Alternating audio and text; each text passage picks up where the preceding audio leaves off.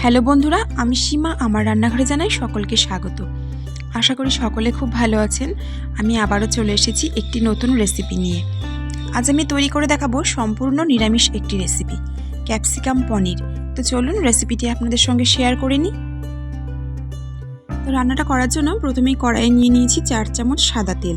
তেলটাকে ভালো করে গরম করে নিয়েছি আর দিয়ে দিলাম খুব সামান্য পরিমাণ লবণ।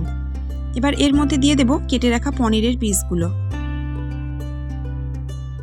এখানে আমি 200 গ্রাম পনির নিয়েছিলাম। পনিরটাকে এরকম চৌকো চৌকো সাইজে কেটে নিয়েছিলাম।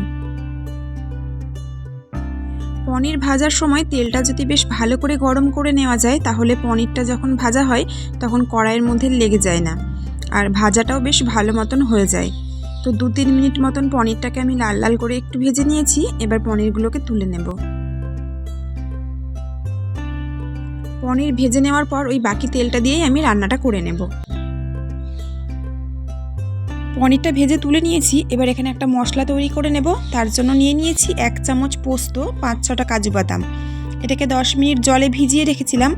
তারপর একটা ছাঁকনির সাহায্যে ছেঁকে নিয়েছি আর এর মধ্যে দিয়ে দিয়েছি 2 টুকরো আদা, 4টে কাঁচা লঙ্কা, 10-12টা মতন কিশমিশ।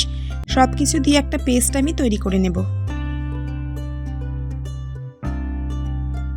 এবার ওই পনির ভেজে রাখা তেলটার মধ্যে ফোড়নের জন্য দিয়ে দিলাম একটা তেজপাতা, একটা শুকনো লঙ্কা, আর দিয়েছি গোটা গরম মশলা। তার মধ্যে রয়েছিল দারচিনি, 3টে ছোটো এলাচ, 2টো লবঙ্গ, আর 4-5টা গোলমরিচকে একটু থেতো করে নিয়ে দিয়ে দিয়েছিলাম।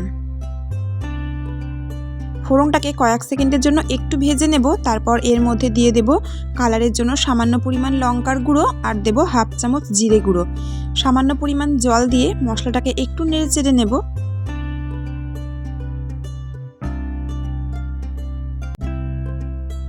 এবার এর মধ্যে দিয়ে দেব পেস্ট করে রাখা মশলাটা। মশলার বাটিটা ধুয়ে সামান্য পরিমাণ জল দিয়ে দেব। 2-1 মিনিট মশলাটাকে একটু ভালো করে নেড়ে চেড়ে নেব। এবার এর মধ্যে দিয়ে দেব ফেটিয়ে রাখা 2 চামচ টক দই।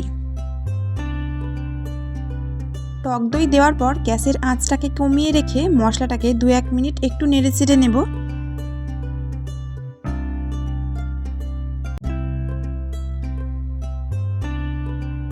এবার এর মধ্যে দিয়ে দেব একটা ছোট সাইজের কুচনো ক্যাপসিকাম। পরিমাণ মতন লবণ দিয়ে দেব, আর দেব স্বাদের জন্য খুব সামান্য পরিমাণ একটু চিনি।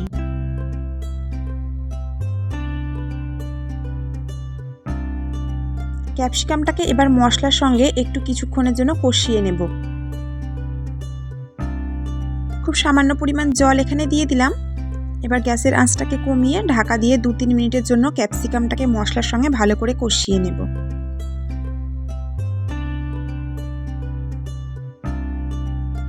2-3 মিনিট পর ঢাকা খুলে নিয়েছি। মশলা থেকে তেল ছেড়ে এসেছে। ক্যাপসিকামটাও মশলার সঙ্গে বেশ ভালো মতন কষানো হয়ে গেছে। এবার এর মধ্যে দিয়ে দেব ভেজে রাখা পনিরগুলো। আর এই পনিরগুলো কিন্তু ভেজে নেওয়ার পর আমি গরম জলের মধ্যে সামান্য পরিমাণ লবণ দিয়ে কিছুক্ষণের জন্য ভিজিয়ে রেখেছিলাম। পনিরটাকে মশলার সঙ্গে ভালো করে কিছুক্ষণ কষিয়ে নিলাম। এবার এর মধ্যে দিয়ে দেব 1 কাপ গরম জল। জল দেওয়ার পর সব কিছুকে ভালো করে মিশিয়ে নেব। আর এই সময় অবশ্যই একবার টেস্ট করে দেখে নেবেন লবণ ঝাল সব কিছুর পরিমাণ ঠিক ছিল কিনা। এবার এখানে দিয়ে দিলাম 1/2 চামচ গুঁড়ো গরম মশলা, 1 চামচ ঘি। ঘি গরম মশলার গন্ধটা যাতে ভালো মতন রান্নার সঙ্গে মিশে যায়, তার জন্য ঢাকা দিয়ে গ্যাসের আঁচ কমিয়ে আবারও 2-3 মিনিটের জন্য রেখে দেব। 2-3 মিনিট পর ঢাকা খুলে নিয়েছি। রান্নাটা একদম তৈরি হয়ে গেছে। একটু নেড়েচেড়ে গ্যাস অফ করে নামিয়ে নেব। আর এই ক্যাপসিকাম পনির কিন্তু লুচি, রুটি, পরোটা, পোলাও, ফ্রাইড রাইস সব কিছুর সঙ্গেই খেতে দুর্দান্ত লাগে। তাই অবশ্যই এই পদ্ধতিতে বাড়িতে একবার বানিয়ে দেখুন। আর আমার এই রেসিপিটি যদি আপনাদের ভালো লেগে থাকে, অবশ্যই একটা লাইক আর আমার চ্যানেলটিকে সাবস্ক্রাইব করতে একদম ভুলবেন না।